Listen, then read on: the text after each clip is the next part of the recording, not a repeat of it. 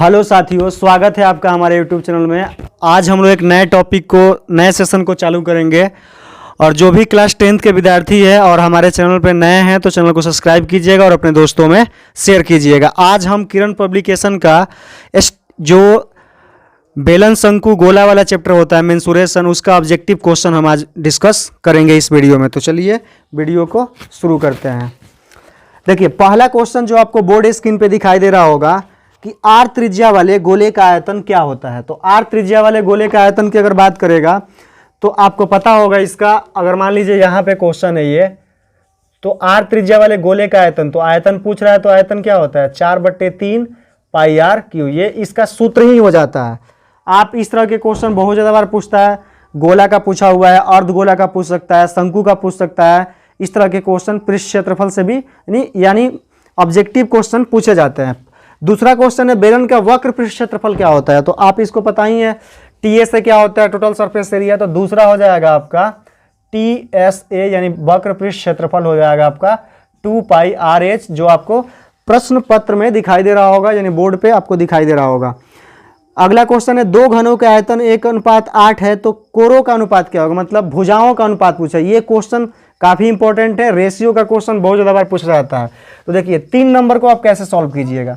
यहाँ पे दिया हुआ है इसका V1:V2 और यहाँ से दिया है 1:8। इसका पूछ रहा है भुजा का अनुपात। तो भुजा का अनुपात की अगर बात करेगा ना, तो आप अगर इसको क्यू करिएगा, इन दोनों का क्यू करिएगा तो इसका एक ही आएगा और इसका कितना आ जाएगा 1:2। यानी कोरों का अनुपात कितना आ जाएगा 1:2 आ जाएगा। केवल आपको क्यू निकाल देना है, √Q निकाल देना है।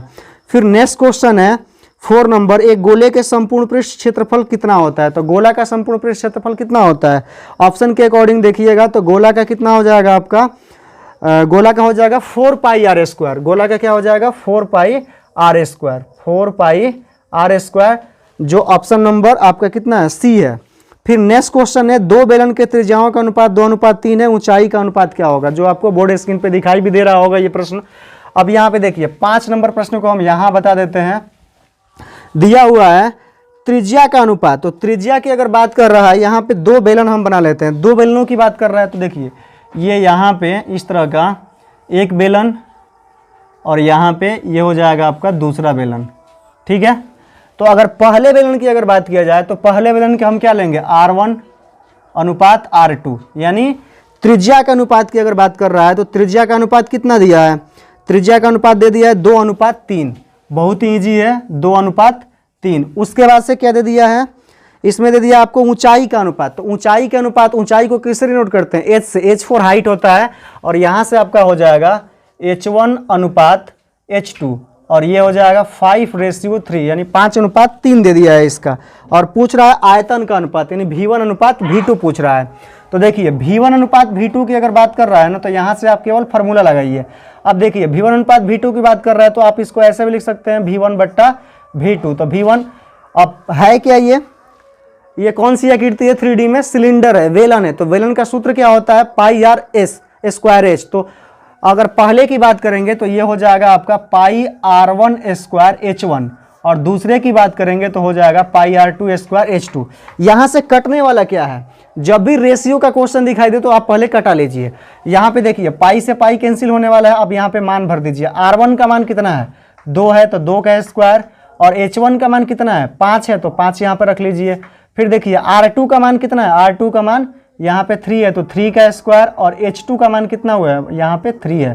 तो आप कर लीजिए, यहाँ से आ जाएगा 2 दूना 4 हो जाएगा, 4×5 20 और ये हो जाएगा 3 के 9 और 9 3 27। और जो बट्टा है उसको किस में चेंज कर लिए हैं, रेशियो में चेंज कर लिए। इस तरह से आपका V1:V2 यानी आयतन का अनुपात कितना हो जाएगा 20:27, जो ऑप्शन नंबर बी में दिया हुआ है।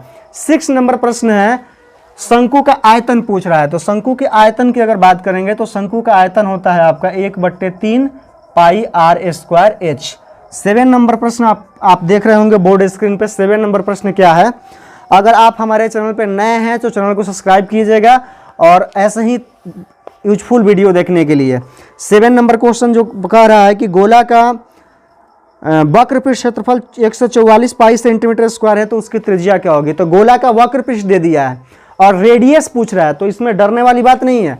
आप यहाँ से गोला का सबसे पहले वक्र पृष्ठ लिख लीजिए, गोला का वक्र पृष्ठ, गोला का क्या लिख लीजिए, वक्र पृष्ठ। यहाँ से कितना हो जाएगा 144 पाई सेंटीमीटर स्क्वायर। तो गोला का होता कितना है 4 पाई आर स्क्वायर, और यहाँ से कितना हो गया 144 पाई सेंटीमीटर स्क्वायर।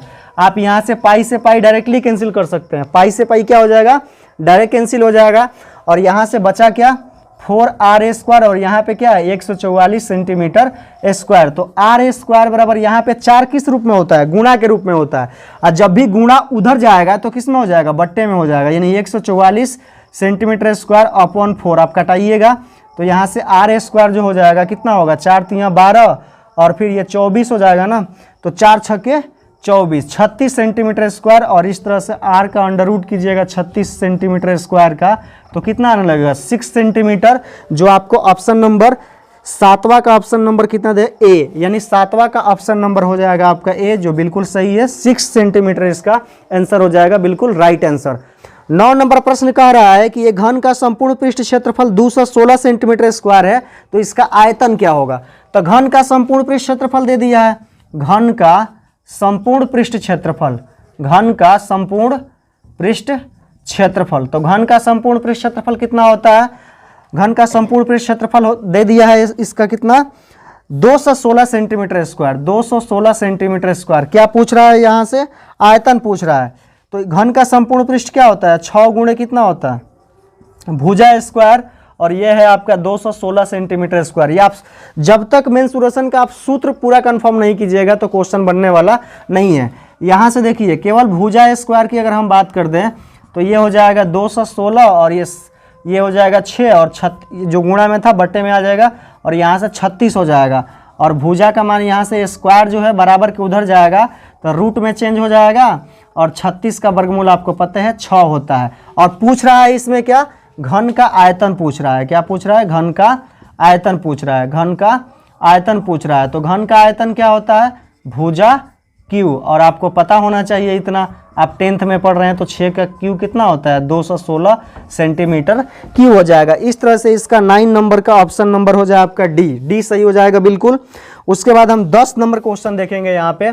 10 नंबर प्रश्न, 10 नंबर प्रश्न जो है वो 10 नंबर प्रश्न है कि समान ऊंचाई वाले दो बेलनों के आयतन का अनुपात 9:16 है, माने ऊंचाई समान है, रेडियस अलग अलग हो सकता है। तो आयतन की बात कर रहा है V1/V2, तो ये हो जाएगा 9:16।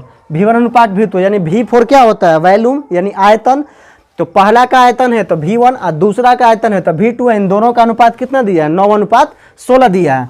तो यहाँ से आप इस क्वेश्चन को देख सकते हैं, पाई आर, इसको आप लिख सकते हैं क्या पाई r1 स्क्वायर h1, इसको क्या लिख सकते हैं पाई r2 स्क्वायर h2। क्यों, क्योंकि ये पहला है तो ये दूसरा है, और ये 9:16 दिया हुआ है। पाई से पाई कैंसिल हो जाएगा, आप चाहें तो h से h भी उड़ा सकते हैं क्योंकि ये बराबर है। यहाँ पे बचा r1 का स्क्वायर और यहाँ पे बटा r2 का स्क्वायर, और ये दिया है 9:16। तो यहाँ से देख रहे हैं ना आप r1 का स्क्वायर, तो स्क्वायर उधर जाएगा तो रूट में चेंज हो जाएगा, r1/r2। डायरेक्टली हम दोनों को रूट में लेते हैं, 9:16, इसका हो जाएगा 3 और इसका हो जाएगा 4, यानी r1/r2 का वैल्यू कितना आ गया 3:4 आ गया। आप एक बार यहाँ पे ध्यान से देख लीजिए, हमने क्या किया है कि V1/V2 जो है इसको हम V1 मैंने पहला आयतन पाई r1 स्क्वायर h1 और पाई r2 स्क्वायर h2 और 9:16, ऊंचाई बराबर दिया था तो ये ऊंचाई को अगर x मानते तो x कट जाता है, इसलिए हम h भी काट दिए, पाई भी काट दिए हैं। यहाँ से r1 स्क्वायर r दोनों पे स्क्वायर है, दोनों को भेजेंगे उधर तो रूट में हो जाएगा, और यहाँ से 9 का वर्गमूल 3 और इसका 4, r1 और r2 का रेशियो आ जाएगा 3:4। पूछ रहा है प्रश्न में आपसे 10 नंबर क्षेत्रफल, वक्र पृष्ठ क्षेत्रफल का अनुपात पूछ रहा है। तो यहाँ से देखिए अगर A1:A2 निकालेंगे हम बेलन का, तो ये हो जाएगा 2 पाई r1 h1 और ये हो जाएगा 2 पाई r2 h2। तो यहाँ से आप इसको भी कैंसिल कर सकते हैं, 2 पाई से 2 पाई और h से h कैंसिल हो जाएगा, और यहाँ से बचेगा r1/r2 यानी 3:4। इस तरह से इसका भी अगर हम बात करें तो इसका जो क्षेत्रफल का अनुपात आएगा वो 3 अनुपात कितना आएगा 4 आ जाएगा, जो ऑप्शन नंबर ए में बिल्कुल